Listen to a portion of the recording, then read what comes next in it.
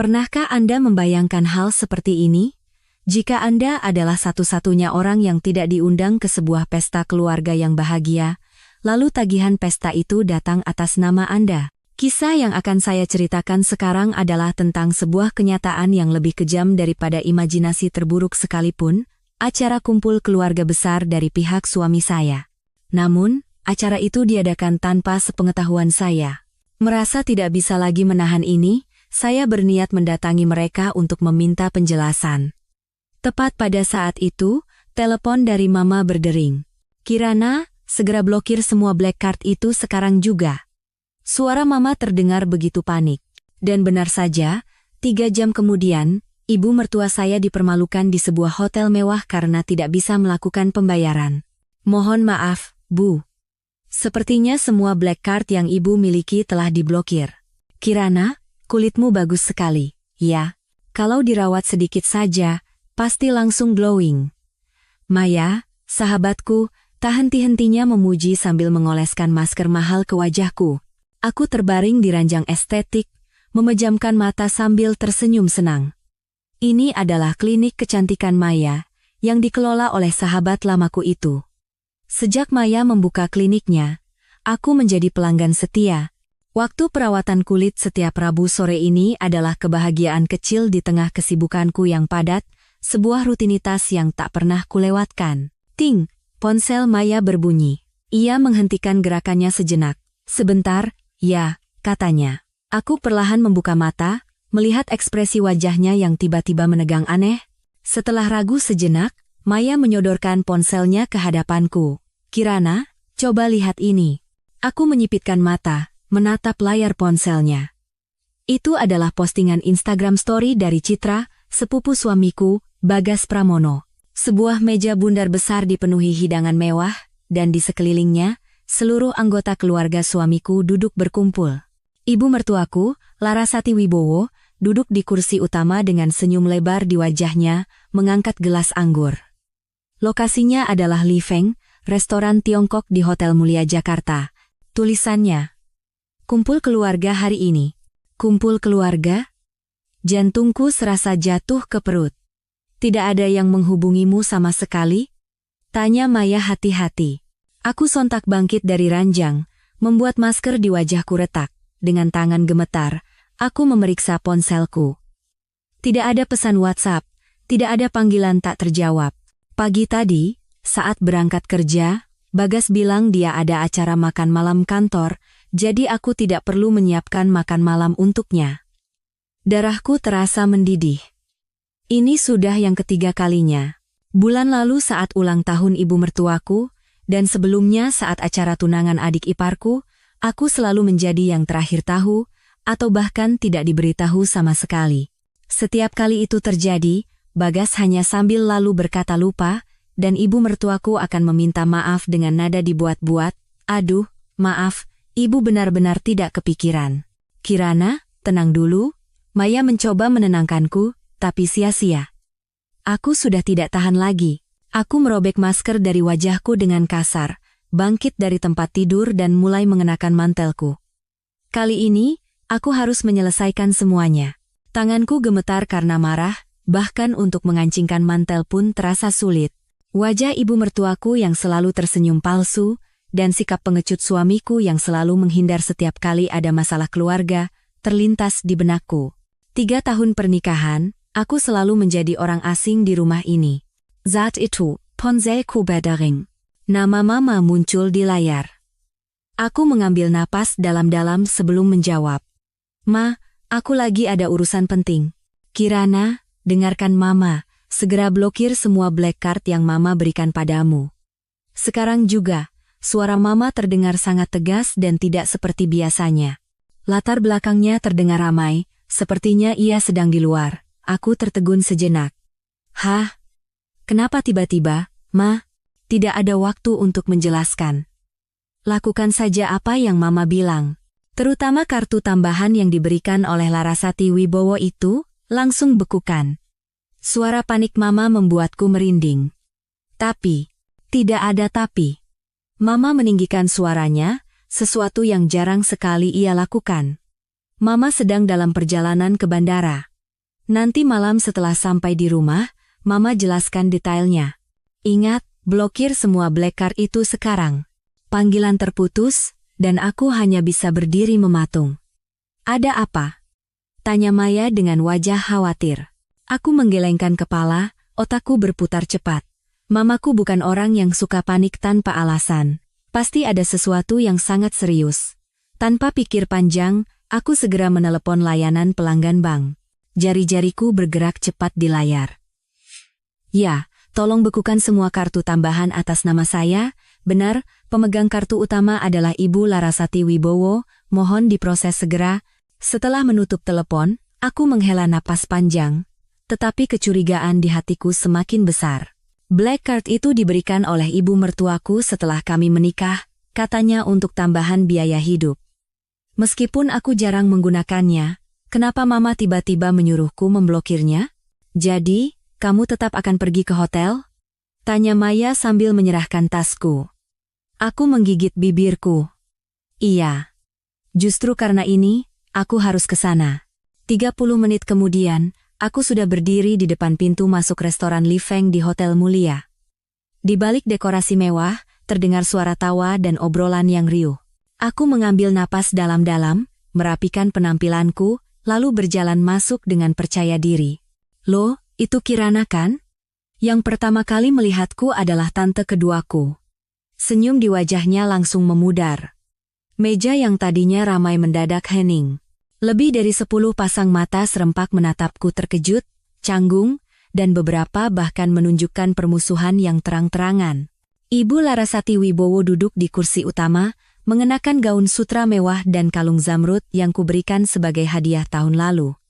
Padahal waktu itu, dia berkomentar desainnya norak, otot-otot di wajahnya tampak berkedut sekilas, sebelum akhirnya ia memasang senyum yang dipaksakan. Oh, Kirana. Menantuku sudah datang. Sini, duduk. Tolong siapkan satu kursi lagi di sini.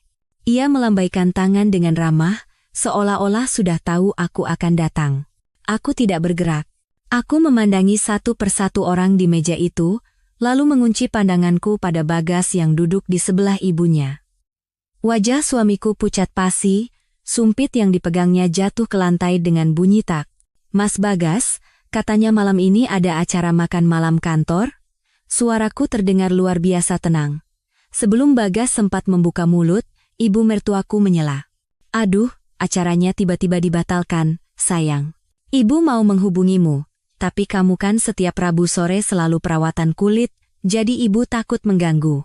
Aku mendengus, sebuah gelang berlian baru di pergelangan tangan ibu mertuaku menarik perhatianku. Siapapun bisa lihat itu barang mahal berkualitas tinggi. Gelangnya baru ya, Bu? Tanyaku sengaja. Ibu mertuaku dengan angkuh menggoyangkan pergelangan tangannya. Iya, baru beli tadi di Plaza Indonesia. Harganya 800 juta, tidak ada diskon sama sekali. Ia merendahkan suaranya, tetapi cukup keras untuk didengar semua orang di meja itu. Ibu beli pakai black card yang dikasih papamu itu, loh, limitnya kan besar. Seketika, pupil mataku membesar. Black card dari papa? Aku sama sekali tidak tahu menahu tentang itu. Tepat pada saat itu, seorang pelayan datang membawa tagihan. Ibu Larasati, apakah mau dibayar sekarang atau nanti? Ibu mertuaku dengan angkuh melambaikan tangan. Sekarang saja. Lalu, ia dengan anggun mengeluarkan black card dari tas Hermesnya dan menyerahkannya kepada pelayan. Beberapa menit kemudian, pelayan itu kembali dengan wajah bingung. Mohon maaf, Bu, kartu ini tidak bisa digunakan. Tidak mungkin, ibu mertuaku mengerutkan kening, lalu mengeluarkan kartu lain. Kalau begitu, coba pakai yang ini. Beberapa menit berlalu, dan ekspresi pelayan itu menjadi semakin canggung. Kartu ini juga tidak bisa, Bu. Sistem menunjukkan kartu ini dibekukan. Wajah ibu mertuaku berubah. Ia panik mengaduk-aduk dompetnya dan mengeluarkan semua kartunya.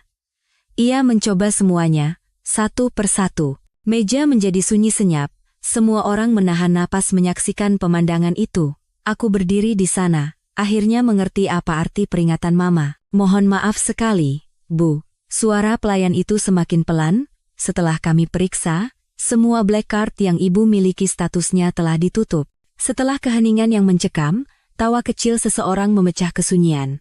Segera, suara tawa yang ditahan-tahan terdengar dari berbagai sudut meja. Wajah ibu mertuaku memerah, lalu memucat, membiru, dan akhirnya merah padam karena amarah. "Kirana Anindita," ia berteriak, menatapku dengan mata yang seolah menyemburkan api. "Ini semua perbuatanmu, kan?" Aku tidak menghindari tatapannya, menghadapinya dengan tenang. Kemudian, aku mengeluarkan kartu kreditku dari tas dan menyerahkannya kepada pelayan. "Biaya makan malam ini, biar saya yang bayar." Sebelum pergi, aku menatap Bagas yang pucat pasi dan ibu mertuaku yang gemetar karena marah, lalu berkata dengan suara pelan, "Oh iya, biaya gelang itu juga sekalian saya yang bayar. Lagi pula, ini kan sudah seperti tradisi di keluarga kita. Menantu perempuan membayar acara keluarga yang bahkan tidak ia diundang, bukankah begitu?"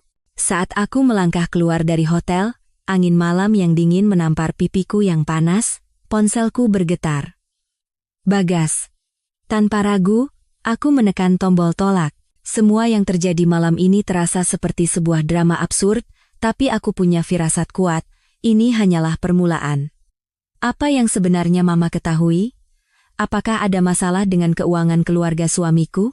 Dan kenapa ibu mertuaku memiliki black card atas nama ayahku?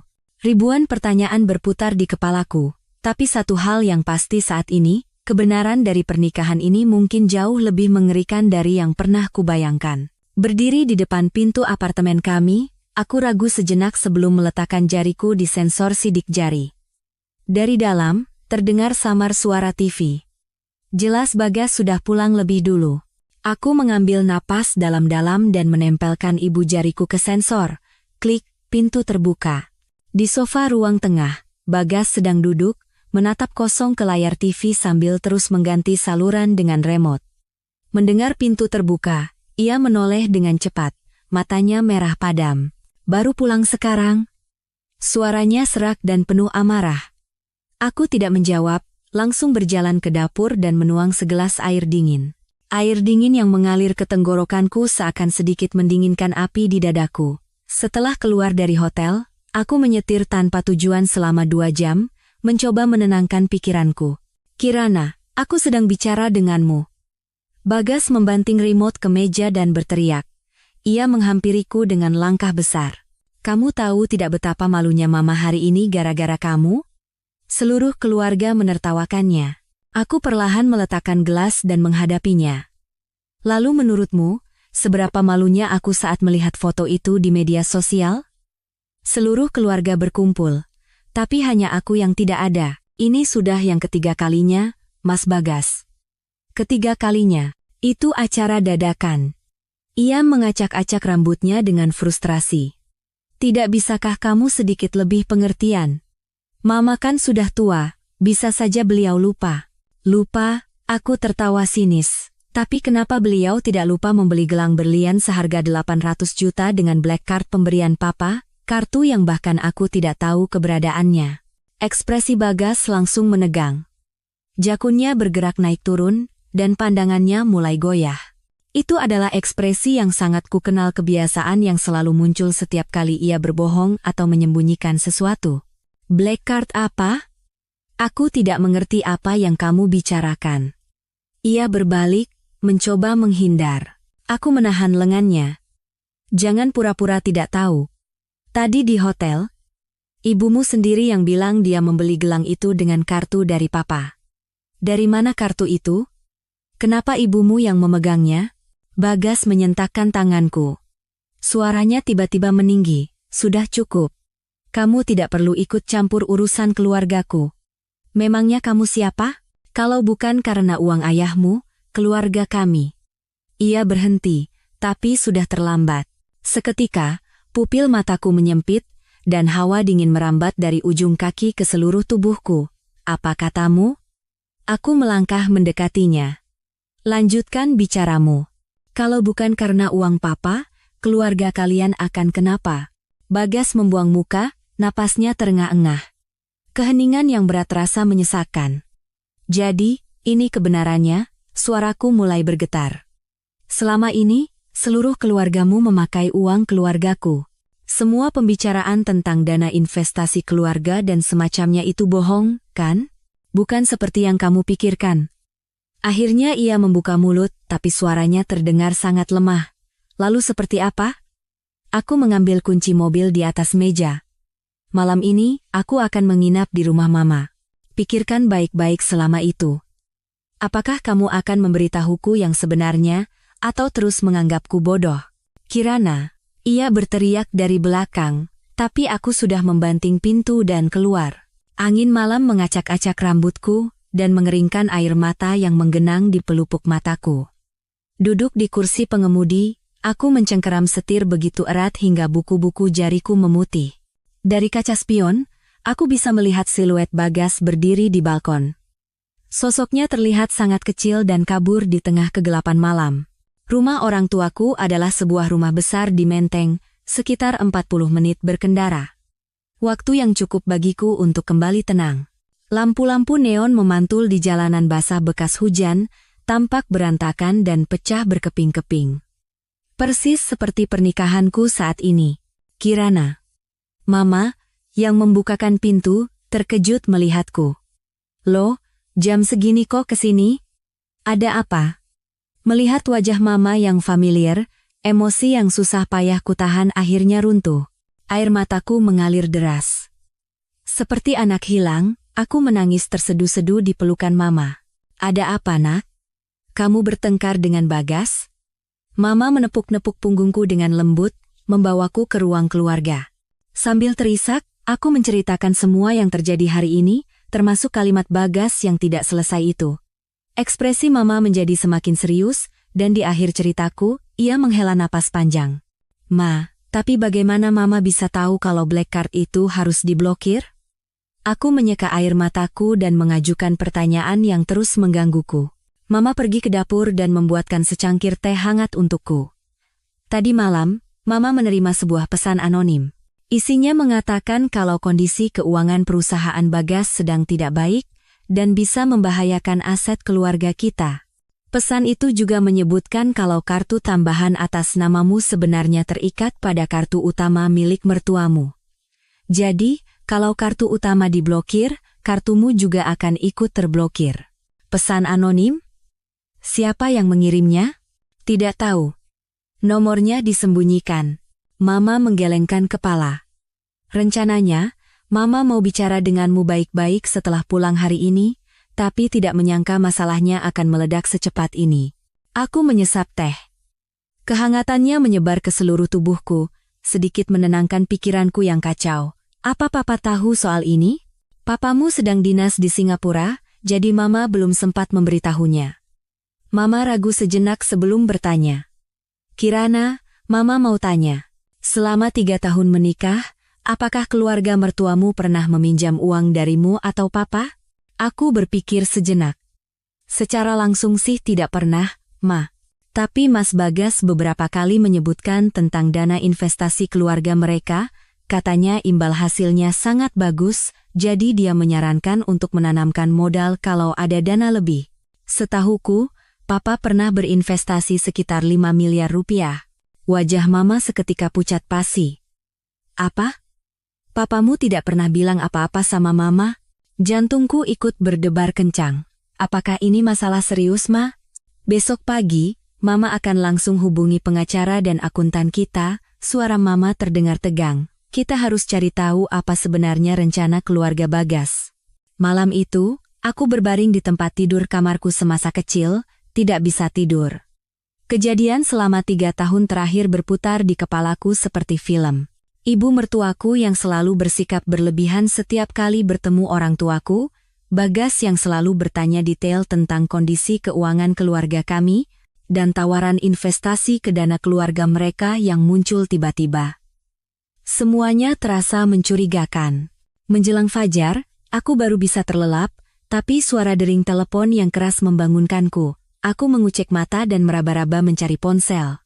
Di layar, tertera nama Ibu Larasati Wibowo. Setelah ragu sejenak, aku mengangkatnya. Halo, Bu. Kirana, sayang. Suara ibu mertuaku terdengar luar biasa ramah. Soal kemarin, Ibu yang salah. Ibu minta maaf, Ya? Apa hari ini kamu ada waktu untuk makan siang? Ibu mau traktir kamu makanan enak. Kita bicara berdua saja. Aku langsung terjaga. Selama 3 tahun menikah, ibu mertuaku tidak pernah sekalipun mengajakku makan berdua saja, apalagi meminta maaf. Keramahan yang tidak wajar ini justru membuatku waspada. Sepertinya hari ini tidak bisa, Bu, saya sudah ada janji. Aku menolak dengan halus. Kalau besok bagaimana? Ibu tahu ibu sudah membuatmu sedih. Kita harus luruskan kesalahpahaman di antara kita, kan? Lihat besok ya Bu, akhir-akhir ini saya agak sibuk. Aku menjawab sekenanya, lalu teringat sesuatu. Oh iya Bu, kemarin gelang berlian itu, Ibu bilang dibeli dengan black card dari Papa, kan? Bagaimana ceritanya ya, Bu? Hening sejenak di seberang telepon. Lalu terdengar tawa canggung.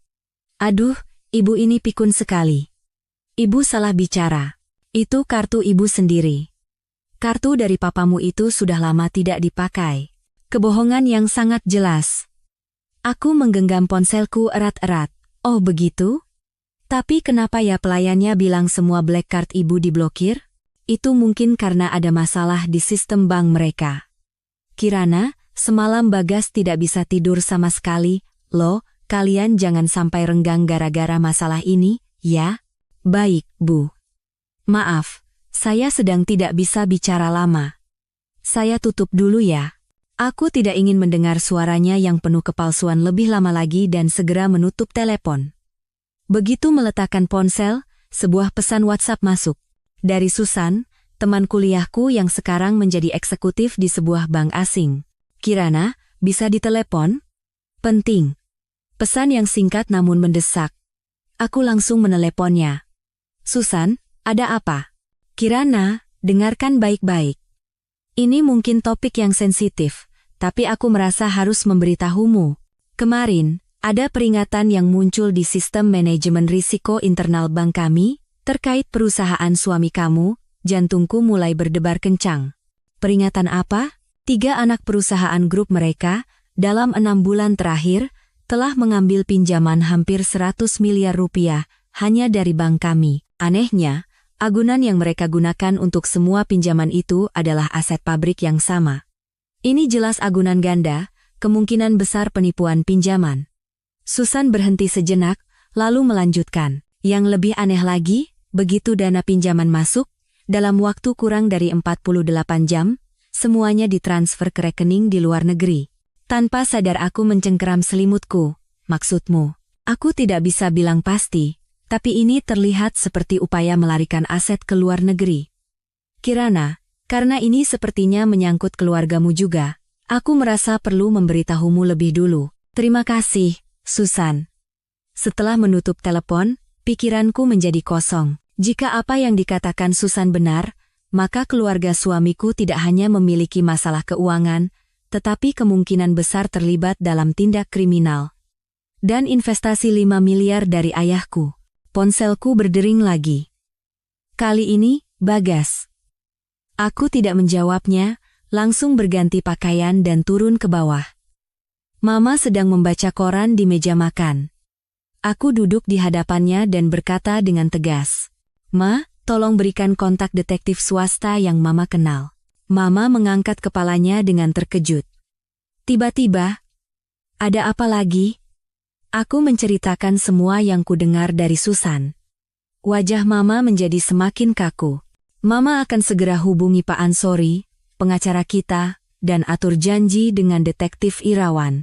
Tapi, Kirana, kamu harus kuatkan hatimu. Hasil penyelidikannya mungkin tidak akan menyenangkan. Aku tahu, Ma. Aku menggigit sepotong roti lapis yang sudah dingin.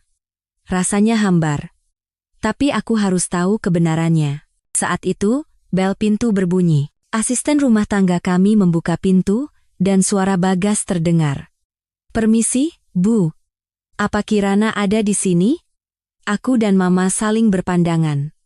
Mama bangkit dari kursinya. "Biar Mama yang." "Tidak perlu, Ma, aku menahannya. Biar aku saja." Bagas yang berdiri di depan pintu terlihat sangat kuyuh. Lingkaran hitam tebal menggelayut di bawah matanya. Melihatku, Ia memaksakan senyum. Kirana, kita perlu bicara. Bicara apa? Tanyaku dingin. Tentang bagaimana keluargamu menggelapkan uang keluargaku. Atau tentang gelang 800 juta di pergelangan tangan ibumu. Wajah Bagas menegang. Jadi kamu sudah tahu semuanya. Satu kalimat itu, bagai belati tajam, menembus sisa harapan terakhirku. Dia mengakuinya. Begitu saja, dengan mudahnya. Apa yang aku tahu mungkin jauh lebih banyak dari yang kamu bayangkan, kataku, berusaha menahan getaran suaraku. Jadi, lebih baik kamu pulang sekarang. Sampai semua kebenaran terungkap, tidak ada lagi yang perlu kita bicarakan. Kirana. Ia melangkah maju, mencoba meraih tanganku. Ini tidak seperti yang kamu pikirkan. Aku bisa jelaskan. Jelaskan apa? Aku mundur dengan kasar. Menjelaskan betapa rapinya keluargamu merencanakan penipuan ini? Atau menjelaskan kalau kamu menikahiku hanya karena uang keluargaku? Wajah Bagas pucat pasi. Bagaimana kamu bisa bicara seperti itu? Aku mencintaimu. Cinta? Aku tertawa sinis. Apakah orang yang mencintai akan menipu pasangannya bersama seluruh keluarganya? Apakah orang yang mencintai akan menjerumuskan keluarga pasangannya ke dalam krisis keuangan? Aku tidak punya pilihan lain. Tiba-tiba ia berteriak histeris. Utang yang ditinggalkan ayah. Kalau bukan aku, siapa lagi yang akan menanggungnya? Kamu pikir aku mau melakukan ini? Teriakannya seolah merobek topeng terakhir yang tersisa. Kami saling menatap, dan di mata masing-masing, kami menemukan sesuatu yang mengerikan. Pada Bagas, ada ketakutan karena semuanya terbongkar. Dan padaku, hanya ada puing-puing dari pernikahan 3 tahun yang hancur dalam sekejap. Pergi, kataku dengan suara yang nyaris tak terdengar, menunjuk ke arah pintu. Sebelum aku panggil satpam, Bagas membuka mulutnya seolah ingin mengatakan sesuatu lagi, tapi akhirnya ia berbalik dan pergi dengan lunglai. Begitu pintu tertutup, kakiku lemas dan aku terduduk di lantai. Mama berlari dan memapahku. Kirana, sadarlah. Aku bersandar di bahu Mama, menangis tanpa suara. Air mata ini bukan untuk Bagas. Air mata ini adalah untuk 3 tahun masa mudaku yang buta, untuk perasaanku yang kuberikan dengan tulus, dan untuk ilusi sebuah rumah yang kupercaya ada, namun tak pernah nyata. Aku menyeka air mataku dan berkata dengan suara yang luar biasa tenang. Ma, tolong carikan pengacara perceraian terbaik. Kafe tempat aku janjian dengan Susan berada di puncak sebuah gedung perkantoran di kawasan SCBD. Dari balik jendela kaca, pemandangan kota yang gemerlap terhampar di depan mata. Aku tiba 20 menit lebih awal, dan memilih tempat duduk di sudut paling dalam. Sudah lama menunggu? Suara Susan terdengar dari belakang. Aku menoleh.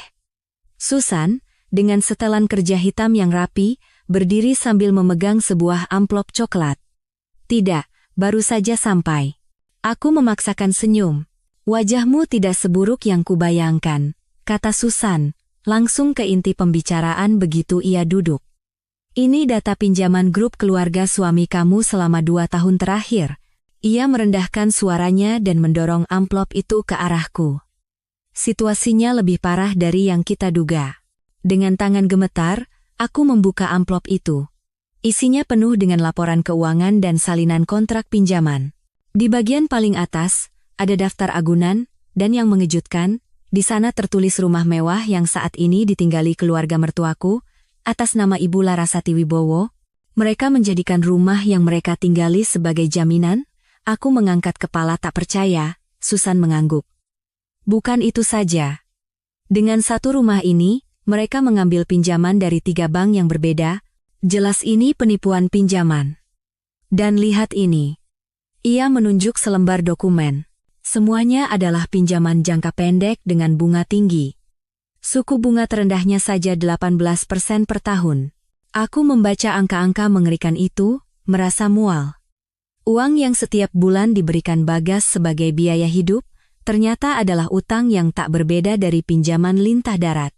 Yang paling aneh adalah ini, Susan membuka halaman terakhir. Itu adalah diagram alur dana. Semua dana pinjaman, dalam waktu 48 jam setelah masuk, ditransfer melalui beberapa perusahaan cangkang ke sebuah rekening di Cayman Islands. Tim audit internal bank kami sudah mulai melakukan penyelidikan. Aku menatap diagram alur dana yang rumit itu dan menemukan sebuah nama yang familiar, Sinar Nusantara Trading. Ini kan perusahaan sepupu Mas Bagas? Secara dokumen, iya. Tapi pemilik sebenarnya adalah sebuah perusahaan asing bernama Star International. Susan menatapku dengan tatapan penuh arti. Kirana, sebaiknya kamu siapkan mental. Ini kemungkinan besar adalah aksi penggelapan aset yang terencana. Saat itu, ponselku bergetar. Bagas. Aku menekan tombol tolak dan membalikkan ponselku. Tak lama, pesan WhatsApp masuk. Kirana, kita perlu bicara. Mama masuk rumah sakit. Aku mendengus. Dalam situasi seperti ini, dia masih menggunakan alasan sakit untuk memancing simpati. Benar-benar murahan. Sekarang kamu mau bagaimana? Tanya Susan khawatir. Aku mengambil napas dalam-dalam dan membereskan dokumen. Pertama, aku harus bertemu pengacara untuk melindungi asetku. Lalu, aku akan mencari tahu apa sebenarnya yang mereka rencanakan. Susan ragu sejenak, lalu berkata, Kirana, aku tidak tahu apakah aku harus mengatakan ini atau tidak, tapi katakan saja. Saat ini, tidak ada yang tidak bisa kutahan. Bulan lalu, acara makan malam bank kami diadakan di Hensin Sky Lounge. Aku melihat Bagas di sana. Dia bersama seorang wanita muda, dan mereka terlihat sangat mesra. Seketika, aku menggenggam cangkir kopiku erat-erat. Kopi panas itu tumpah ke punggung tanganku, tapi aku tidak merasakan sakit. Oh, begitu? Penipuan pinjaman, perselingkuhan. Lengkap sekali ya. Wanitanya seperti apa? Suaraku terdengar sangat tenang. Usianya sekitar awal 20-an, rambutnya panjang, penampilannya sangat glamor. Mungkin saja hanya rekan kerja, tidak apa-apa. Aku akan cari tahu sendiri. Aku memotong perkataannya dan memaksakan senyum. Terima kasih sudah memberitahuku. Saat aku meninggalkan kafe, gerimis mulai turun.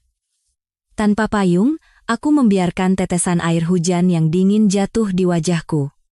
Air mata panas bercampur dengan air hujan, mengalir di pipiku. Pernikahan selama 3 tahun ini ternyata hanyalah sebuah sandiwara penipuan yang rumit. Kembali ke rumah Mama, aku membentangkan dokumen-dokumen itu di atas meja kerja dan memeriksanya dengan teliti bersama Mama. Semakin dilihat, semakin mengejutkan. Keluarga mertuaku tidak hanya menggadaikan rumah mereka, tapi juga meminjam dari puluhan lembaga keuangan dengan berbagai alasan, dengan total utang mencapai hampir 1 triliun rupiah. Ini harus segera diberitahukan ke Papa. Mama, dengan wajah pucat, langsung menelepon internasional. Ayah di seberang telepon terdiam cukup lama, lalu hanya mengatakan satu kalimat, aku akan naik penerbangan pertama besok. Setelah menutup telepon, Mama tiba-tiba memelukku. Kirana, maafkan kami. Gara-gara kami memaksakan pernikahan ini, aku hanya berdiri kaku. Benar, jika orang tuaku tidak terbutakan oleh penampilan luar keluarga mertuaku dan begitu mendesakku untuk menikah, mungkin aku tidak akan pernah menikahi Bagas. Tapi sekarang, apa gunanya mengatakan itu? Larut malam, aku pergi ke apartemenku bersama Bagas untuk mengambil barang-barang yang kubutuhkan. Saat pintu terbuka, rumah itu gelap gulita. Syukurlah dia tidak ada di rumah, pikirku lega. Tapi begitu aku menyalakan lampu kamar, aku nyaris berteriak. Bagas sedang duduk di tepi tempat tidur. Matanya cekung, dan beberapa kaleng bir kosong berserakan di lantai. Sudah pulang, ya? Ia berdiri terhuyung-huyung. Bau alkohol yang menyengat tercium dari tubuhnya. Aku mengabaikannya dan masuk ke walk-in closet untuk mulai berkemas. 2 hari ini kamu kemana saja? Ia mengikutiku ke dalam dan bertanya dengan nada menuduh. Mama masuk rumah sakit, kamu tidak tahu? Apa hubungannya denganku? Kataku dingin sambil melemparkan pakaian ke dalam koper. Tiba-tiba, Bagas mencengkeram pergelangan tanganku dengan kasar. Kirana, kamu tidak punya hati nurani, ya? Ibuku sudah begitu baik padamu, bagaimana bisa kamu seperti ini? Aku menyentakkan tangannya dengan keras. Baik katamu. Membelikan gelang 800 juta dengan uang keluargaku itu namanya baik? Menipu papa untuk berinvestasi di perusahaan fiktif itu namanya baik? Ekspresinya langsung berubah, seolah separuh mabuknya hilang. Kamu bicara omong kosong apa? Hentikan saja. Aku mengeluarkan setumpuk dokumen dari tasku dan melemparkannya ke wajahnya. Lihat ini baik-baik. Agunan ganda, penipuan pinjaman, penggelapan aset ke luar negeri. Seluruh keluargamu itu penipu. Dokumen-dokumen itu beterbangan dan jatuh ke lantai. Bagas menatap kertas-kertas yang berserakan di bawah. Wajahnya memerah, lalu pucat, dan akhirnya menjadi kelabu. Siapa yang memberikan ini padamu? Suaranya tiba-tiba menjadi sangat tenang, bahkan terdengar mengancam. Setidaknya kamu tidak mengelak lagi. Ya, kataku sambil tersenyum sinis. Kamu takut? Bagas mengambil napas dalam-dalam, lalu tiba-tiba mengubah ekspresinya menjadi memelas. Kirana, tolong dengarkan aku. Perusahaan sudah sulit sejak sebelum ayah meninggal. Aku hanya ingin melindungi keluarga kami. Jadi kamu menggelapkan uang keluargaku dan bahkan berselingkuh? Tanpa sadar, kata-kata itu keluar dari mulutku. Pupil matanya menyempit. Aku berselingkuh? Siapa yang bilang? Kamis malam minggu lalu, di Henshin Sky Lounge. Perlu kujelaskan lebih detail? Aku menatapnya tajam. Ekspresi Bagas berubah dari kaget, menjadi bingung, dan akhirnya menjadi sebuah kepasrahan yang aneh. Baiklah. Toh semuanya sudah terbongkar. Ia mengangkat bahu. Benar. Aku punya wanita lain. Namanya Fania. Kami sudah bersama lebih dari setengah tahun. Pengakuannya yang begitu mudah terasa seperti sayatan pisau tumpul yang perlahan dan kejam mengiris jantungku. Aku mengira setidaknya ia akan mencari alasan, atau setidaknya berpura-pura menyesal, tapi tidak. Sikap acuh tak acuhnya yang terang-terangan ini membuatku merasa lebih hina daripada perselingkuhan itu sendiri. Kenapa? Satu kata itu berhasil keluar dari sela-sela gigiku yang terkatup rapat. Kenapa? Bagas tiba-tiba mulai tertawa. Tawa yang membuatku merinding. Kirana, kamu itu terlalu membosankan. Setiap hari hanya belanja atau perawatan kulit. Selain itu, kamu hanya peduli pada hal-hal sepele. Kamu seperti boneka porselen yang dibuat dengan indah, sampai-sampai aku takut menyentuhmu. Tapi Fania berbeda. Dia bersemangat, penuh gairah. Dan dia tahu apa yang diinginkan seorang pria. Aku mengangkat tanganku dan menampar pipinya keras-keras. Suara plak. Menggema di kamar yang sunyi. Kepala Bagas berpaling ke samping, lalu perlahan kembali menatapku. Matanya penuh kebencian. Tamparan yang bagus. Tapi itu tidak akan mengubah apapun, katanya sambil menjilat bibirnya. Sekarang kita bicara bisnis. Aku berbalik, menarik koperku dan hendak pergi. Tapi Bagas menghalangi pintu. Investasi ayahmu yang 5 miliar itu, menurut kontrak, jika ditarik sebelum waktunya, ada denda 30%. Dan rumah ini, meskipun uang mukanya dari keluargamu, cicilannya kita bayar bersama, jadi ini harta gono gini. Aku berbalik dan menatapnya tajam. Ya deh, apa maumu? Sederhana, kata Bagas sambil merapikan kerah bajunya.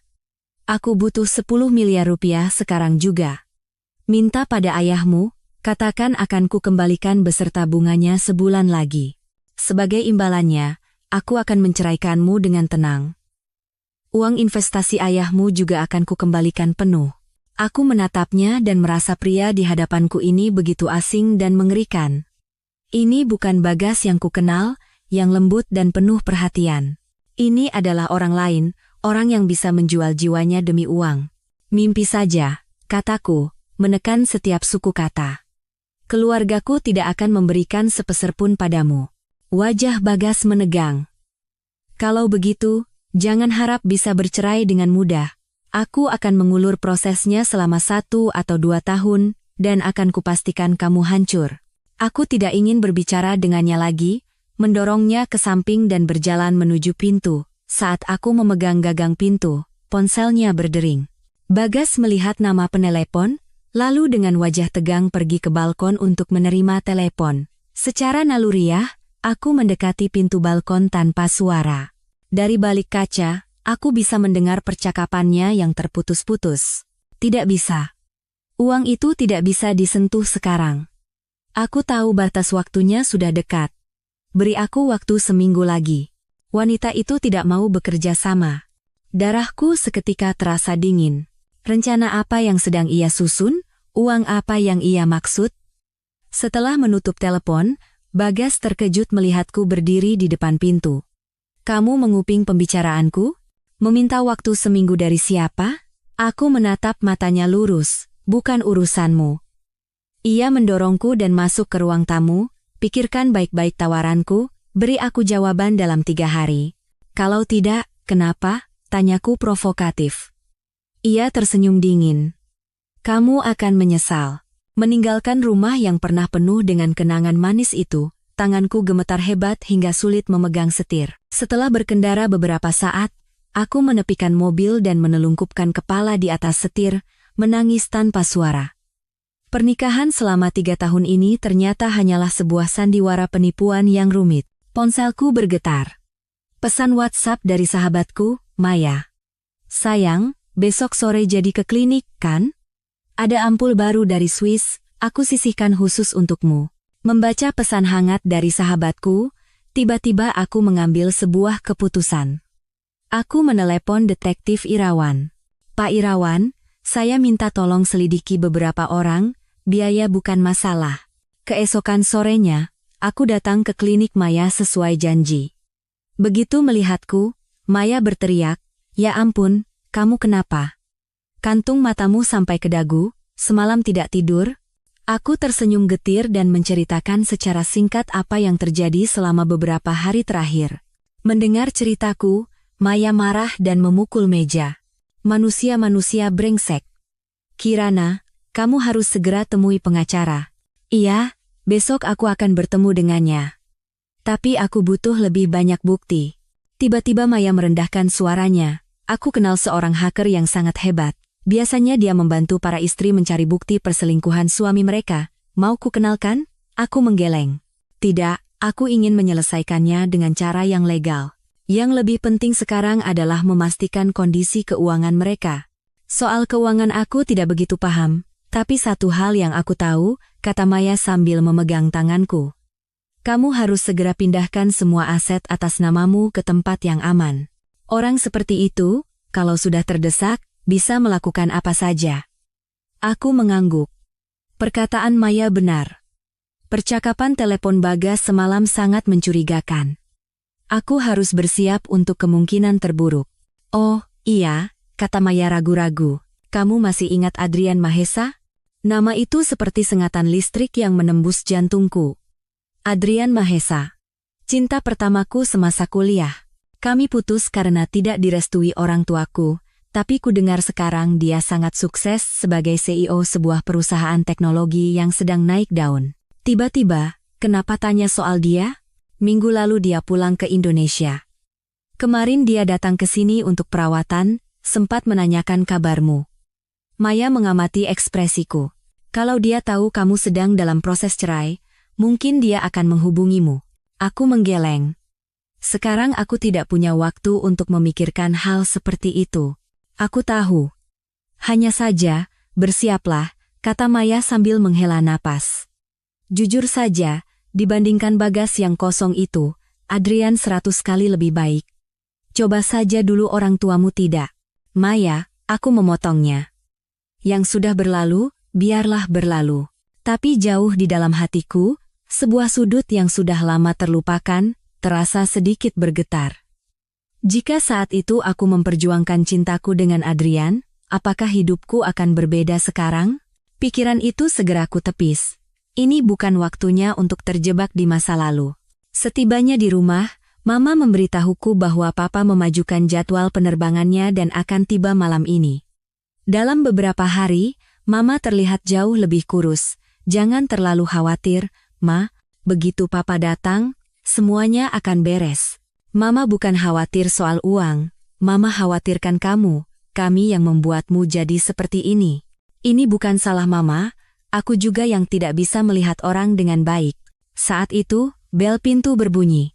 Asisten rumah tangga kami masuk membawa sebuah paket. Mbak Kirana, ada paket.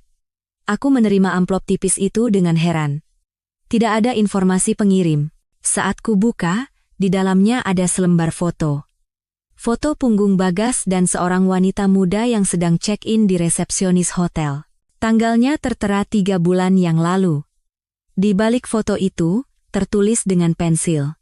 Jika ingin tahu lebih banyak, datanglah ke Blue Bay Cafe besok jam 3 sore. Jantungku berdebar kencang. Siapa yang mengirim ini? Apakah ini jebakan? Atau seseorang yang benar-benar ingin membantuku? Mama melihat foto itu dan wajahnya menegang. Siapa yang mengirim ini? Tidak tahu, Ma. Anonim. Jangan pergi. Berbahaya. Bisa jadi ini jebakan dari Bagas. Aku berpikir sejenak, lalu menggeleng. Kalau ini jebakan darinya, dia tidak perlu menggunakan cara seperti ini. Dia bisa langsung mengancamku dengan foto ini. Kalau begitu, bisa jadi wanita itu, selingkuhannya yang mengirim. Anak-anak zaman sekarang melakukan segala cara untuk menghindari tuntutan hukum. Sepertinya bukan juga, Ma. Bagi wanita itu, akan lebih menguntungkan jika aku tidak tahu apa-apa. Pokoknya tidak boleh. Tunggu Papa datang besok, baru kita bicarakan lagi. Aku mengangguk dengan enggan, tapi hatiku sudah memutuskan. Siapapun pengirimnya, apapun tujuannya, ini adalah kesempatan emas untuk mendapatkan bukti. Dalam perang perceraian yang akan datang, bukti adalah senjata terkuat. Malam itu, aku berbaring di tempat tidur, tidak bisa tidur. Uang yang disebutkan Bagas di telepon, apa itu? Siapa informan anonim ini? Dan kenapa Adrian muncul kembali di saat seperti ini? Ribuan pertanyaan berputar di kepalaku, tapi satu hal yang jelas, sejak aku menemukan foto di media sosial itu, hidupku telah berubah total, dan badai yang lebih besar baru saja akan dimulai. Blue Bay Cafe terletak di sebuah gang yang tenang. Aku duduk di meja paling dalam, dengan gelisah mengetuk-ngetukkan jari di meja. Tepat pukul 3 sore, pintu kafe terbuka dan seseorang yang menutupi wajahnya dengan topi dan masker masuk. Tanpa sadar, aku menggenggam erat semprotan merica di dalam tasku. Orang itu melihat sekeliling, lalu berjalan lurus ke arahku setelah menemukanku. Saat ia melepas maskernya, aku sangat terkejut hingga nyaris menumpahkan kopiku. Mbak Kirana. Itu adalah Citra, sepupu Bagas. Kamu. Aku menatapnya dengan mata terbelalak, tak percaya. Citra melihat sekeliling dan merendahkan suaranya. Aku tahu Mbak pasti membenci seluruh keluarga kami sekarang. Tapi aku merasa Mbak harus tahu kebenarannya. Kenapa kamu membantuku? Aku sudah tidak tahan lagi melihatnya. Mata Citra tampak tulus. Tante Larasati dan Mas Bagas sudah keterlaluan. Terutama soal Mbak Vania. Jari-jariku mencengkeram cangkir kopi. Jadi kamu tahu. Citra mengangguk. Seluruh keluarga tahu, Mbak. Kecuali Mbak Kirana. Vania itu teman sekelasku di kampus. Setengah tahun lalu, Mas Bagas bertemu dengannya saat datang ke kampus menggantikanku, ia menggigit bibirnya, dan bulan lalu. Vania hamil. Kalimat itu bagai belati tajam yang menembus jantungku. Hamil? Bagas tidak hanya berselingkuh, tapi juga menghamili wanita itu? Aku berusaha mengambil napas dalam-dalam untuk tetap tenang. Foto itu. Kamu yang kirim, kan? Iya. Aku yang memotretnya diam-diam. Citra mengeluarkan sebuah USB dari tasnya dan menyerahkannya padaku. Di sini ada lebih banyak bukti. Rekaman CCTV hotel, dan tangkapan layar percakapan WhatsApp mereka. Aku menatap USB kecil itu dan tertawa hampa. Anggota keluarga suami sendiri yang memberikan bukti perselingkuhannya. Benar-benar situasi yang ironis. Kenapa baru sekarang kamu memberikan ini padaku? Mas Bagas belakangan ini sedang membereskan asetnya untuk persiapan cerai dengan Mbak. Rencananya, semua utang akan dilimpahkan ke Mbak dan keluarga Mbak. Darahku terasa dingin. Apa rencana spesifiknya? Aku tidak tahu detailnya. Tapi Tante Larasati bilang mereka akan mempermasalahkan cicilan KPR rumah baru kalian, yang uang mukanya dari keluarga Mbak. Citra melihat jam dan bangkit berdiri. Aku harus pergi sekarang. Kalau ketahuan bisa gawat. Aku menahan tangannya yang hendak pergi dan bertanya untuk terakhir kalinya. Satu hal lagi.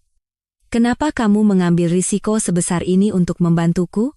Tatapan mata Citra tampak rumit. 10 tahun yang lalu, ayahku kehilangan seluruh hartanya karena paman. Akhirnya, ayah memilih untuk bunuh diri. Aku tidak ingin melihat keluarga lain hancur lagi. Setelah mengatakan itu, ia bergegas meninggalkan kafe. Aku hanya bisa duduk termangu, USB di tanganku terasa begitu berat. Begitu sampai di rumah, aku langsung mencolokkan USB itu ke laptop. Isinya lebih mengejutkan dari yang kubayangkan. Puluhan foto mesra Bagas dan Fania, riwayat reservasi hotel, dan isi percakapan WhatsApp mereka. Yang paling membuatku muak adalah bagian di mana Bagas menyebutku tante-tante membosankan dan mengatakan bahwa ia menikahiku hanya karena latar belakang dan kekayaan keluargaku. File terakhir adalah rekaman suara. Saat aku menekan tombol putar, suara Bagas dan Ibu Larasati terdengar.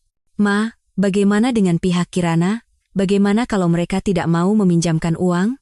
"Tenang saja," kata pengacara, "kalau kita bisa membuktikan bahwa 5 miliar itu adalah pinjaman, bukan investasi, kita bisa menuntut mertuamu. Dan rumah baru itu, meskipun uang mukanya dari keluarga mereka, cicilannya kan kalian bayar bersama, kalau cerai, setidaknya setengahnya jadi milik kita. Harga rumahnya sudah naik 2 kali lipat, kita harus cepat." "Lalu Vanya?" "Dia baik-baik saja. Katanya sudah hamil 3 bulan. Sehat sekali. Kalau ada anak, posisi kita akan lebih kuat. Ingat, sebelum tanda tangan surat cerai, semua aset harus sudah dipindahkan ke nama Fania." Setelah rekaman selesai, aku duduk membatu di depan komputer. Seluruh tubuhku terasa dingin. Ini bukan sekadar perselingkuhan atau penipuan. Ini adalah kejahatan yang direncanakan dengan sangat matang, yang sejak awal menargetkan aku dan keluargaku. Saat itu, ponselku berdering. "Detektif Irawan. Ibu Kirana, hasil penyelidikan awal untuk kasus yang ibu minta sudah keluar. Perusahaan Bagas Pramono, di atas kertas memang terlihat baik-baik saja, tapi sebenarnya mereka tenggelam dalam utang, dan perselingkuhan suami ibu juga sudah kami konfirmasi.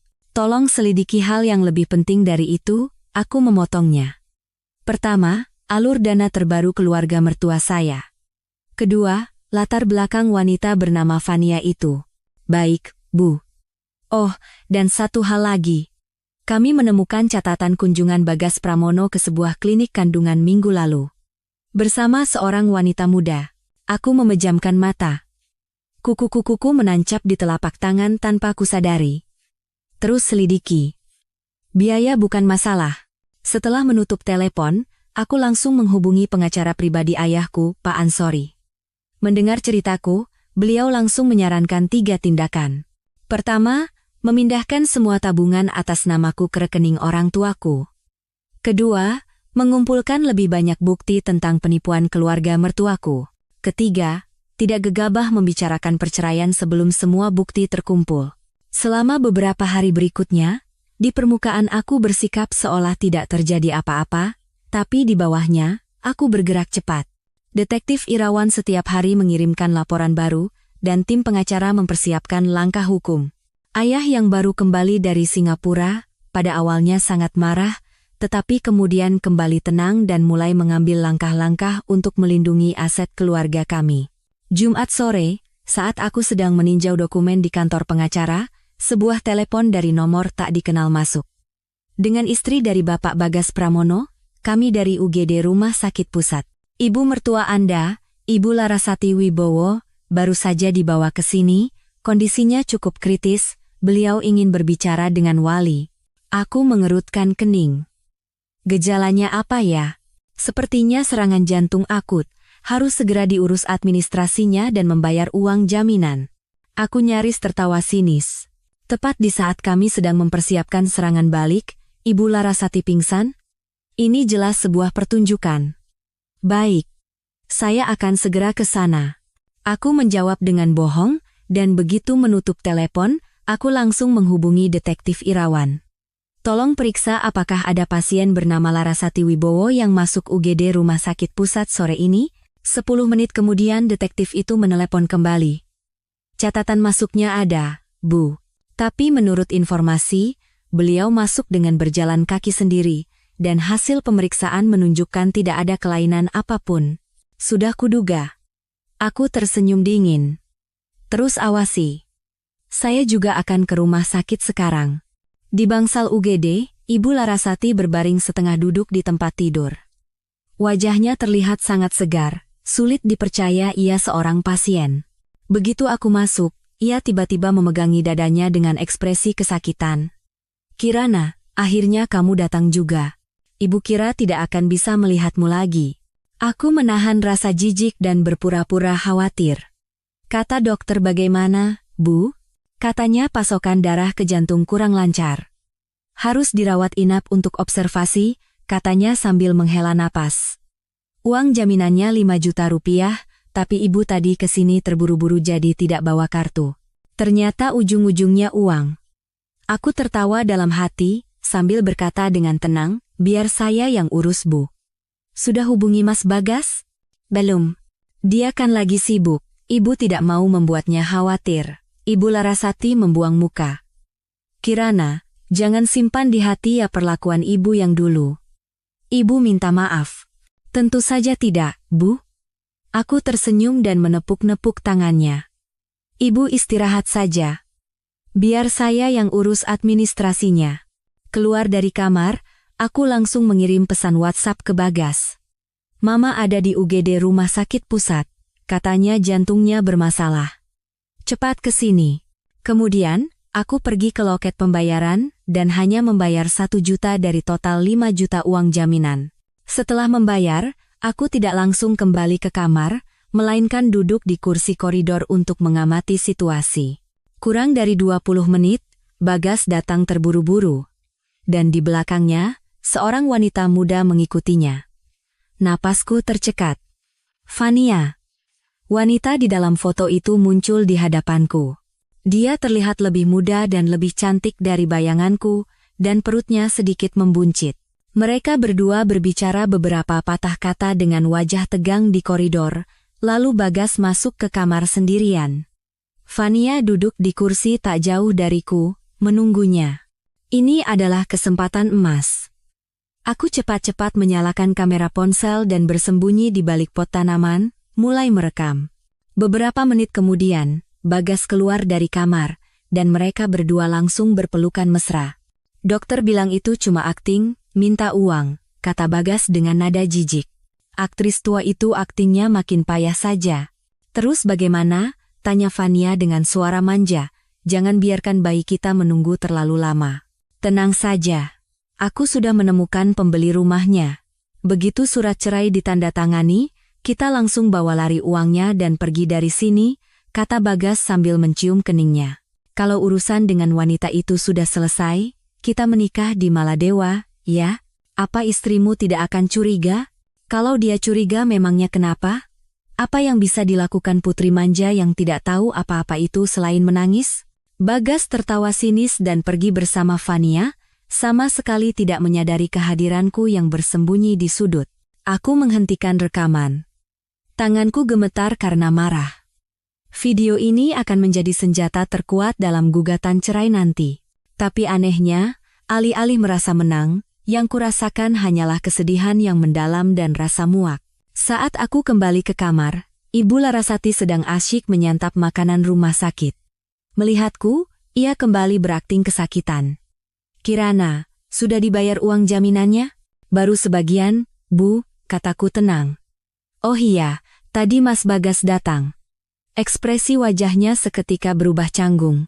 Oh ya. Tidak, dia tidak datang. Benarkah? Lalu siapa ya pria yang tadi berpelukan dengan seorang wanita di koridor? Aku tersenyum sinis dan mengeluarkan ponselku. Mau lihat videonya, Bu?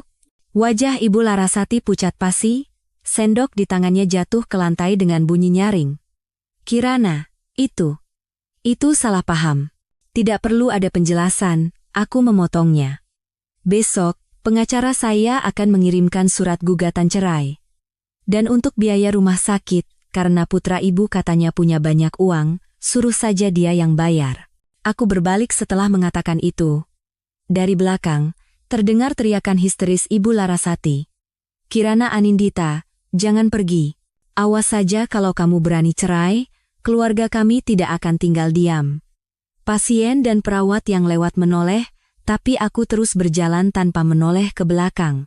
Pernikahan selama 3 tahun ini ternyata hanyalah sebuah sandiwara penipuan yang rumit. Sekarang, saatnya untuk mengakhiri semuanya. Begitu keluar dari rumah sakit, telepon dari detektif Irawan masuk lagi. Ibu Kirana, saya menemukan fakta penting. Bagas Pramono tidak hanya melakukan penggelapan aset, tapi ada juga dugaan pemalsuan kontrak dan surat berharga. Dan latar belakang wanita bernama Fania itu sangat menarik. Apa itu? Wanita itu ternyata bukan teman kuliah sepupu Bapak Bagas, melainkan seorang wanita penghibur di sebuah klub malam mewah di Jakarta.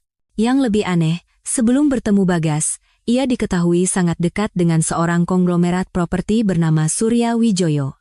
Dan Surya Wijoyo ini adalah kreditur terbesar perusahaan keluarga mertua ibu. Aku berhenti melangkah. Maksud Bapak, menurut saya, di balik kasus perselingkuhan ini, ada konspirasi yang lebih besar. Saya sedang melakukan penyelidikan tambahan dan akan melapor kembali besok. Menutup telepon, aku merasa sangat lelah. Pernikahan ini sejak awal adalah sebuah perangkap, dan aku dengan bodohnya masuk ke dalamnya. Sekarang, aku tidak hanya harus melawan pengkhianatan suamiku, tapi juga sebuah konspirasi besar. Saat aku tiba di rumah, Ayah dan Pak Ansori sudah menungguku di ruang kerja. Setelah aku menceritakan kejadian di rumah sakit dan menunjukkan video rekamanku, wajah Ayah mengeras karena marah. Manusia-manusia biadab. Pak Ansori, seberapa besar peluang kita untuk menang? Pak Ansori membetulkan letak kacamatanya.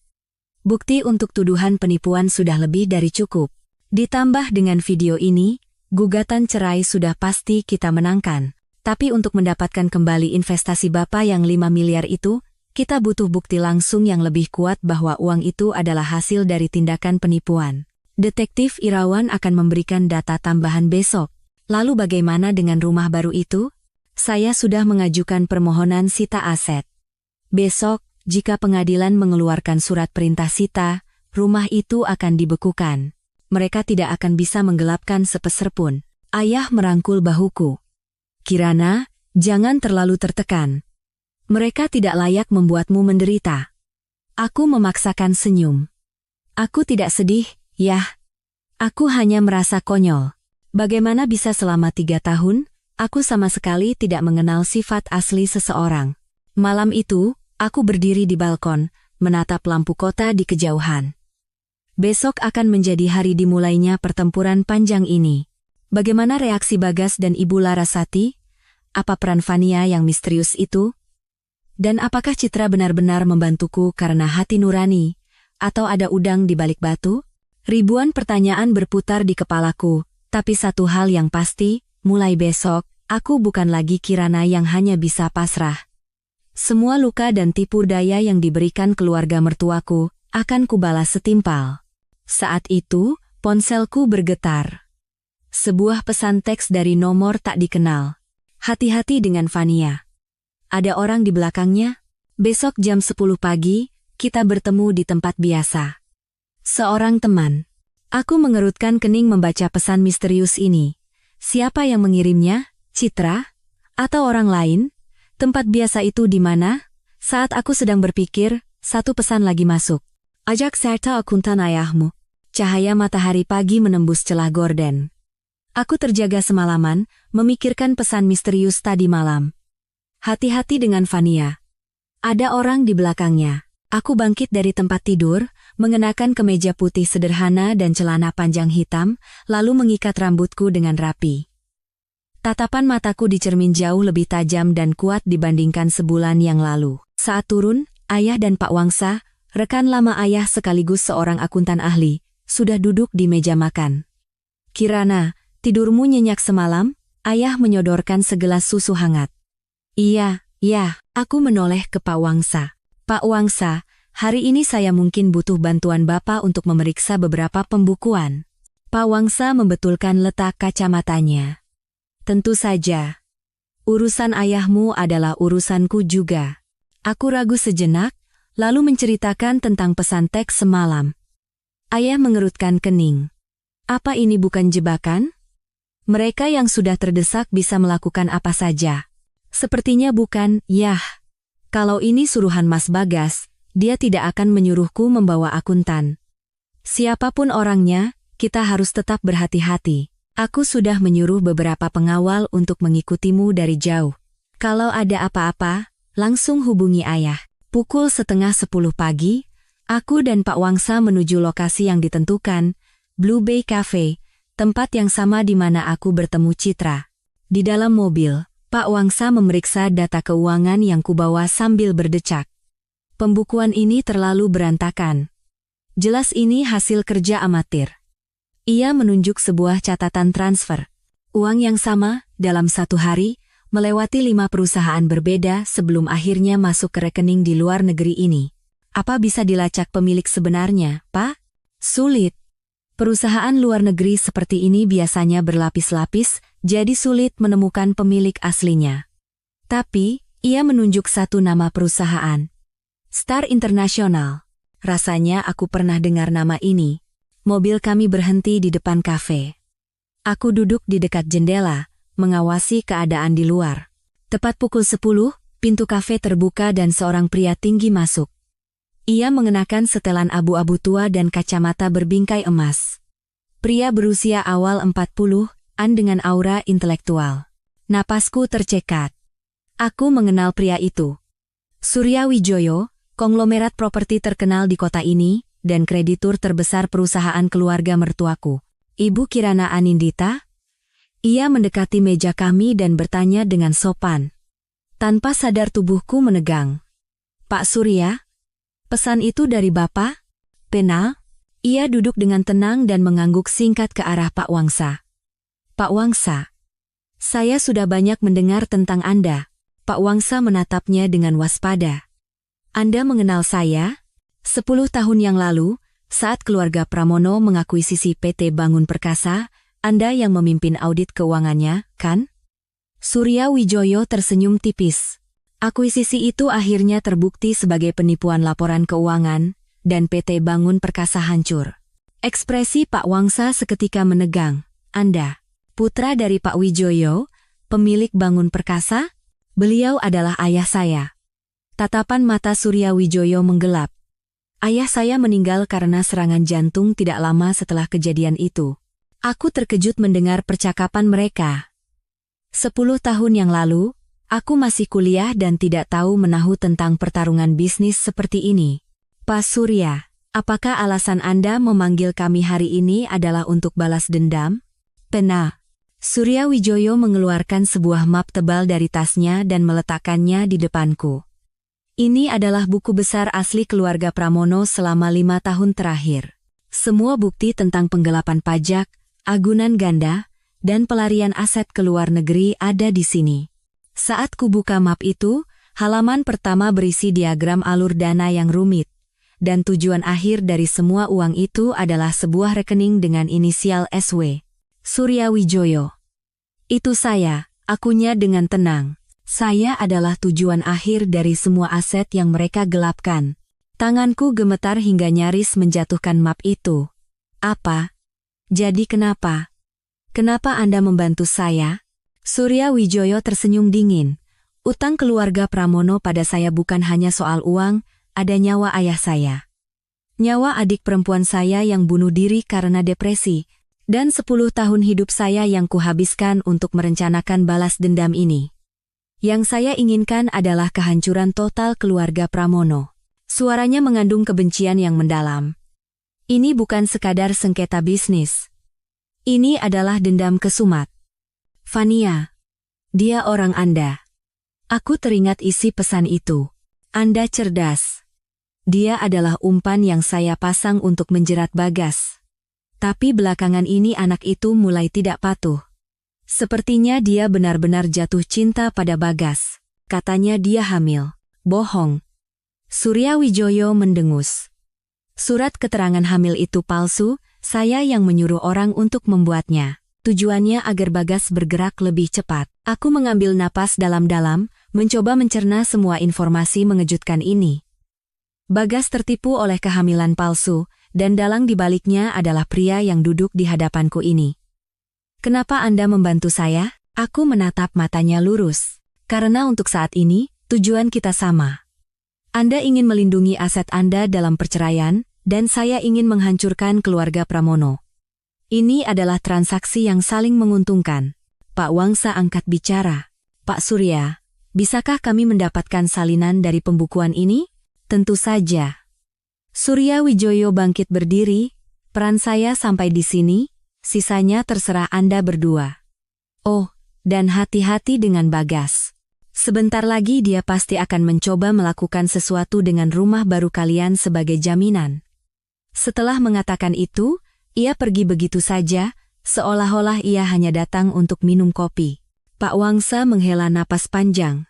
10 tahun yang lalu, ayah Bagas, Pramono Senior, mengakuisisi Bangun Perkasa dengan harga murah menggunakan laporan keuangan palsu. Kejutan itu membuat Pak Wijoyo meninggal. Siapa sangka putranya akan menyimpan dendam selama 10 tahun dan merencanakan balas dendam sebesar ini. Jadi, buku besar ini bisa dipercaya, Pak? Sepertinya asli. Dengan data ini, kita tidak hanya bisa mendapatkan kembali investasi ayahmu, tapi juga bisa menghabisi keluarga Pramono.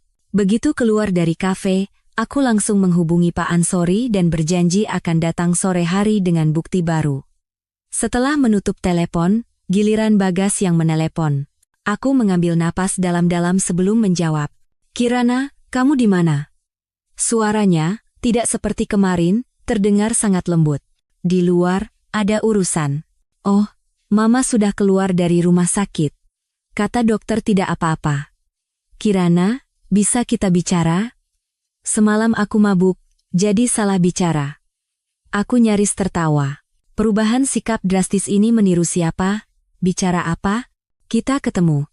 Jam 6 sore di rumah, ya. Aku masakin iga bakar kesukaanmu. Suaranya yang ramah terdengar menjijikan. Baiklah. Pak Wangsa menatapku dengan cemas. Kamu benar-benar akan menemuinya sendirian? Tidak apa-apa, Pak. Ayah sudah menyuruh pengawal. Dan sekarang, saatnya aku sedikit berakting. Sore harinya, Pak Ansori sangat antusias melihat data yang diberikan Surya Wijoyo.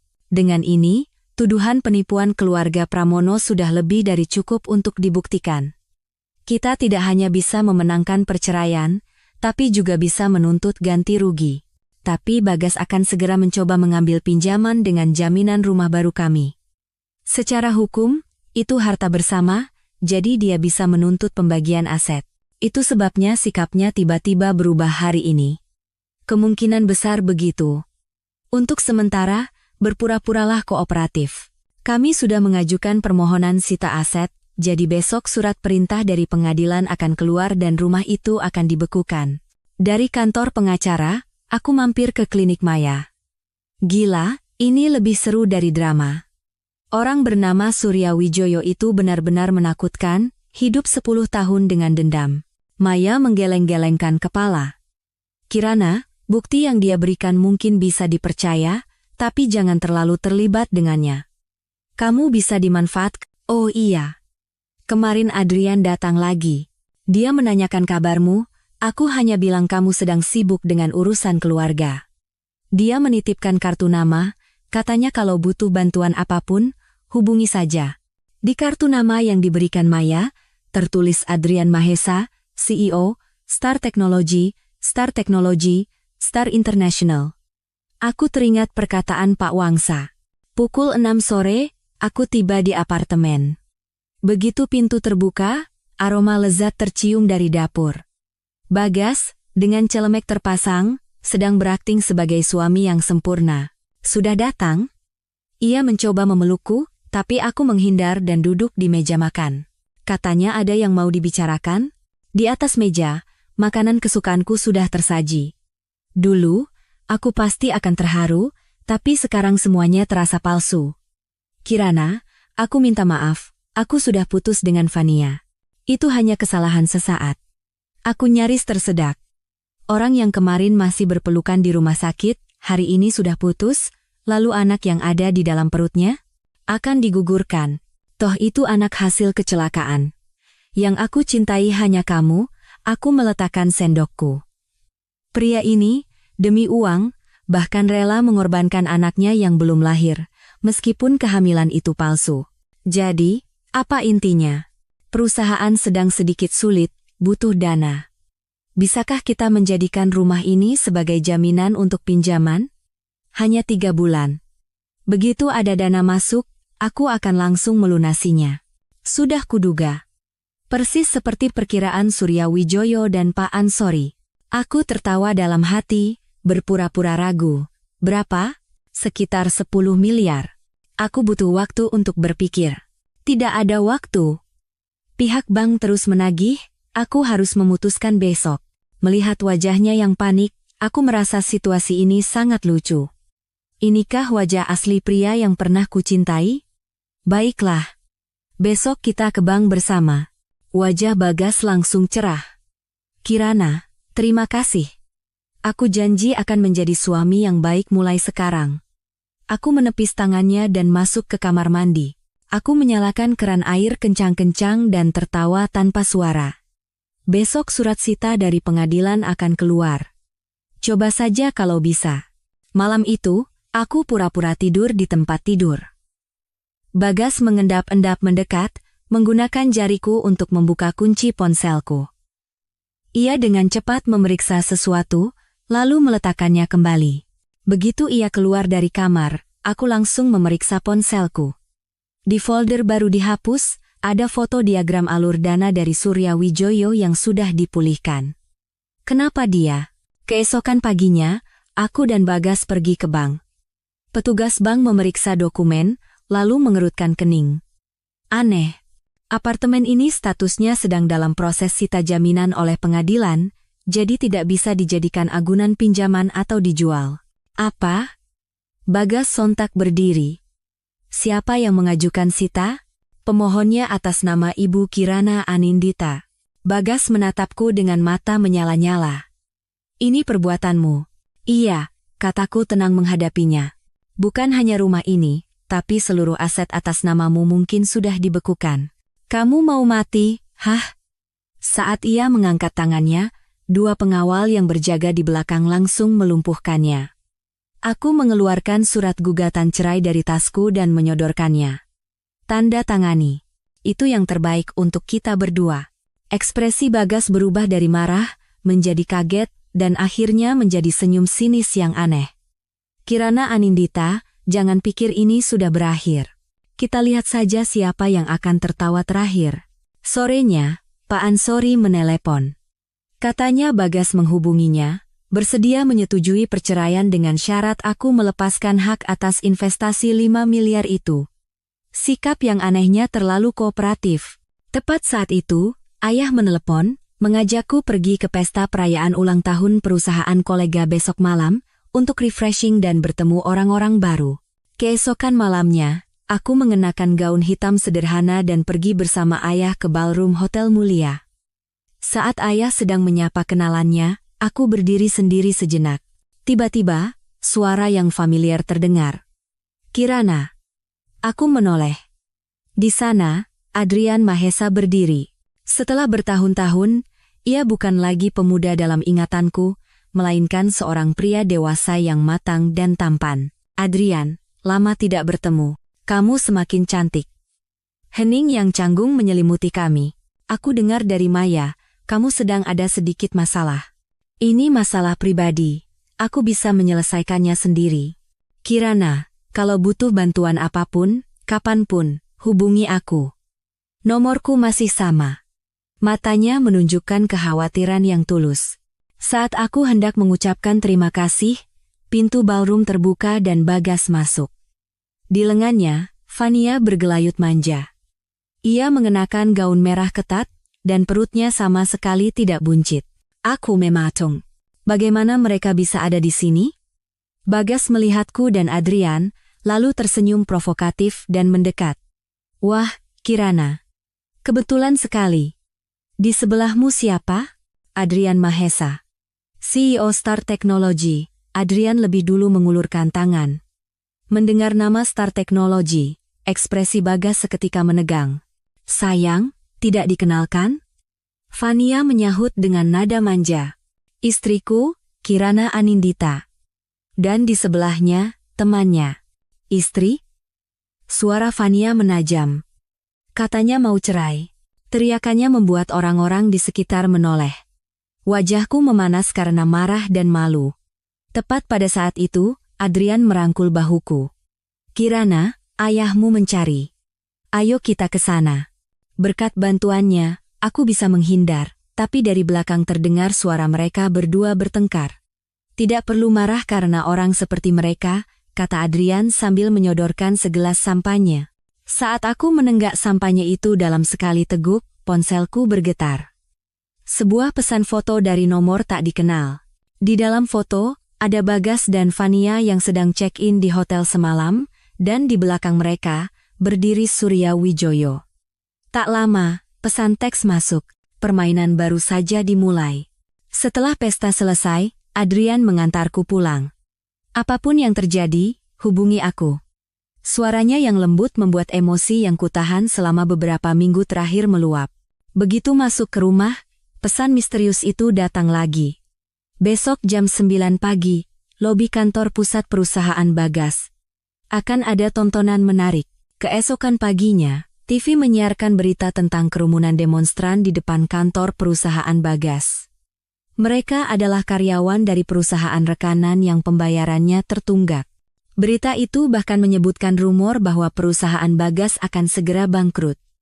Saat itu, telepon dari Bagas masuk. Kirana Anindita, ini perbuatanmu, kan? Kamu yang membocorkan informasi ke wartawan dan memprovokasi perusahaan rekanan. Itu akibat perbuatanmu sendiri. Ini suruhan Surya Wijoyo, kan? Jantungku berdebar kencang mendengar perkataannya. Bagaimana dia bisa tahu? Kirana, sekarang hanya kamu yang bisa menyelamatkan perusahaan ini. Jual rumah itu, pinjamkan aku 500. Tidak, 10 miliar saja. Aku janji akan mengembalikannya. Mimpi saja. Aku menutup telepon dengan tegas. Di layar TV, tampak Ibu Larasati yang dikerumuni demonstran, disiram kotoran, dan melarikan diri dengan menyedihkan. Telepon dari detektif Irawan masuk. Ibu Kirana, hubungan Fania dan Surya Wijoyo ternyata lebih rumit. Fania awalnya adalah orang suruhan Surya, tapi belakangan ini sepertinya ia bekerja sama dengan Bagas untuk mengkhianati Surya. Dan Bagas, sepertinya tahu bahwa Fania adalah mata-mata Surya, tapi ia justru mencoba memanfaatkannya kembali. Situasinya kacau. Mereka saling menipu. Saat kepalaku pusing memikirkan hubungan rumit ini, detektif itu menyampaikan satu berita mengejutkan lagi. Bagas terlihat berkeliaran di sekitar rumahku pagi tadi, dan sekitar jam makan siang, sebuah paket misterius tiba di rumah. Di dalamnya, ada sebuah kunci dan secari kertas. Malam ini jam 8, Pearl Hotel kamar 1808. Nyawa orang tuamu taruhannya, SW. Tanganku gemetar hingga menjatuhkan kunci itu. Apakah Surya Wijoyo mengancam orang tuaku? Saat aku sedang bingung, telepon dari Bagas masuk. Kirana, kita bertemu untuk terakhir kalinya. Surat cerai, akan kutandatangani sesuai keinginanmu. Malam ini jam 8, di lobi Pearl Hotel. Ia menutup telepon tanpa menunggu jawabanku.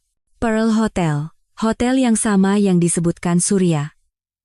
Ini adalah jebakan. Pukul 7:30 malam, setelah berpikir panjang, aku pergi ke tempat yang ditentukan, tentu saja, dengan pengawal di belakangku dan setelah memberitahu semua situasi kepada Pak Ansori, di lobi Pearl Hotel, Bagas tidak terlihat.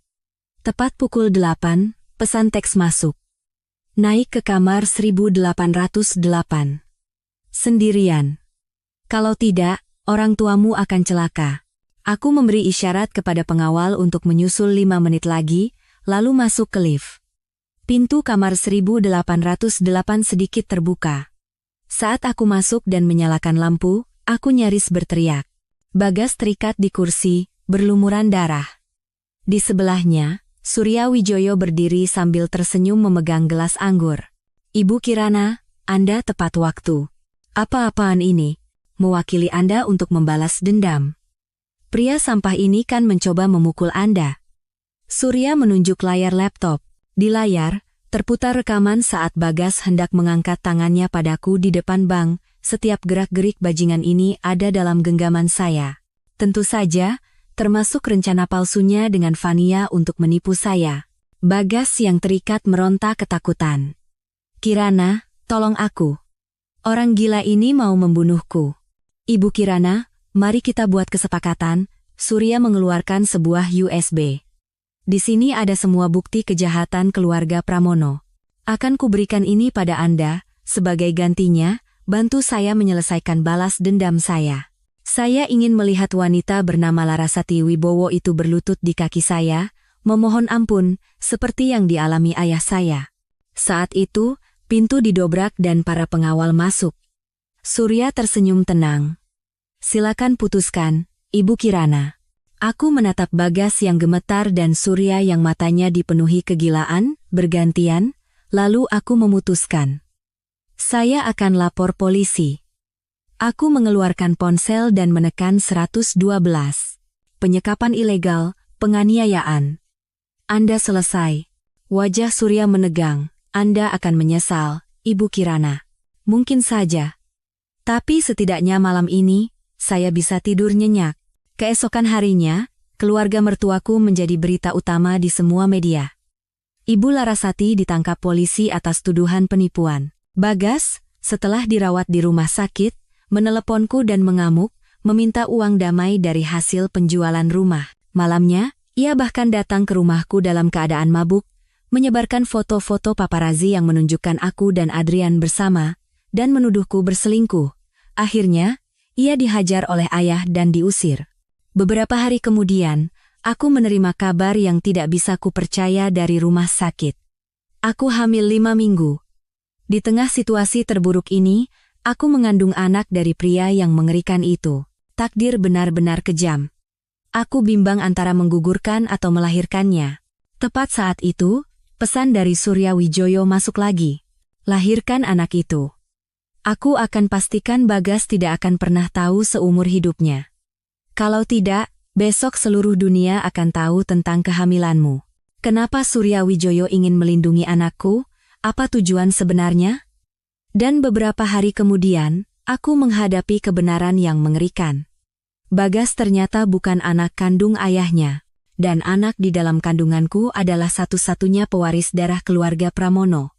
Balas dendam Surya yang sesungguhnya adalah merampas segalanya dari keluarga Pramono, lalu mewariskan semuanya kepada anakku, yang tidak memiliki hubungan apa-apa dengan mereka. Cara paling kejam untuk memutus garis keturunan mereka. Di tengah pusaran balas dendam raksasa ini, aku harus membuat pilihan terakhir untuk melindungi anakku. Mampukah aku lepas dari takdir yang kejam ini dan memulai hidup baru bersama anakku? 1 tahun kemudian, aku berdiri di pantai Maladewa yang mempesona, mengenakan gaun pengantin. Di sampingku, Adrian dengan tuksedonya, dan di depan kami, putraku, Harapan, berjalan tertatih-tatih mengenakan setelan jas kecil. 1 tahun terakhir ini bagaikan badai. Di tengah ancaman dan bujukan Surya, aku akhirnya memutuskan untuk melahirkan anakku. Dan Adrian selalu ada di sisiku, menjadi penopang yang kokoh. Ia menyayangi Harapan seperti putranya sendiri, dan memberiku cinta yang paling hangat di dunia. Keluarga Pramono hancur total. Ibu Larasati divonis penjara, dan kudengar Bagas kehilangan segalanya dan menjadi gelandangan. Sesuai janjinya, Surya Wijoyo mengumpulkan sisa aset keluarga Pramono dan mendirikan sebuah yayasan atas nama Harapan, tapi aku tidak bergantung pada uang itu. Dengan kekuatanku sendiri, dan bersama Adrian, aku yakin bisa membesarkan Harapan menjadi anak yang paling bahagia di dunia. Setelah upacara pernikahan, sebuah pesta diadakan di pantai. Aku melihat seorang pria berdiri di kejauhan, di atas sebuah batu karang. Itu adalah Bagas, yang terlihat sangat kurus. Ia hanya menatap kami dari jauh. Di matanya, tidak ada lagi kebencian atau amarah, yang ada hanya kepasrahan dan penyesalan yang mendalam. Kenapa? Adrian merangkul pinggangku. Tidak apa-apa. Aku bersandar padanya dan tersenyum cerah. Hanya merasa. Masa lalu benar-benar telah menjadi masa lalu. Seperti tanah yang menjadi lebih padat setelah badai besar berlalu, hidupku, setelah melewati rasa sakit, menyambut kebahagiaan baru. Di sisiku, ada suami yang kucintai dan seorang putra yang sangat berharga. Ya, Terkadang hidup mengkhianati dan melukai kita, tapi di ujungnya, aku sekarang percaya, pasti ada pagi yang cerah menanti.